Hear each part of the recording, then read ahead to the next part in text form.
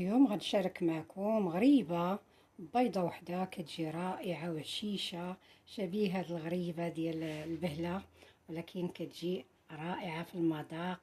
المذاق غير بيضة وحدة بمذاق الشوكولا أو الكاكاو اللي عندكم ديروه. المهم بقاو معنا تبعوا الفيديو من الأول حتى الآخر، وما تنسوناش من لي لايك والبارطاج. بسم الله على بركة الله، غنبداو الفيديو. السلام عليكم يا احلى المتتبعين، كي دايرين؟ على خير وبخير، نتمنى تكونوا في احسن الاحوال وانتم كتشاهدوا هذا الفيديو. اليوم بغيت نشارك معكم غريب. تبعوا معايا الفيديو من الاول حتى الاخر، وما تنسوناش من الدعم ديالكم ولي لايك وبارطاجيو مع الحباب والعائله. على بركة الله نبداو الفيديو. هنايا انا درت رشه ملح، غادي ندير كذلك هنا كاس ديال السنيده، وغادي نضيف كذلك كاس ديال الزيت.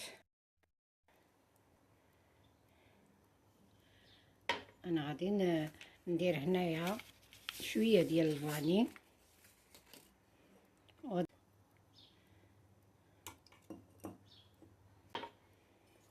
وهنايا غادي نضيف هنايا هادي فاش طحنت فيها خليتها هكاك. هنايا عندي المكسرات، اللوز والكاوكاو والقرقاع والجنجلان، هنا كلهم خلطتهم مع بعض وطحنتهم تقريبا هنا كاس اللارو هكذا. وغادي نضيف كذلك، غادي نزيد واحد المعلقه ديال الجنجلان، كتعجبني انا هكا كتجي على الوجه الجنجلان. صافي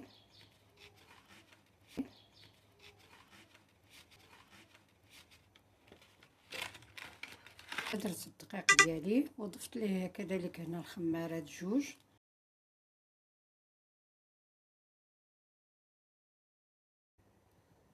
هذا هو الشكل النهائي ديال الغريبه ديالنا، جات رائعه ما نقول لكمش. عرفتي كتفرتت، والبنه ديال الكاكاو يا سلام هانتوما، ومع المكسرات وداك الشيء.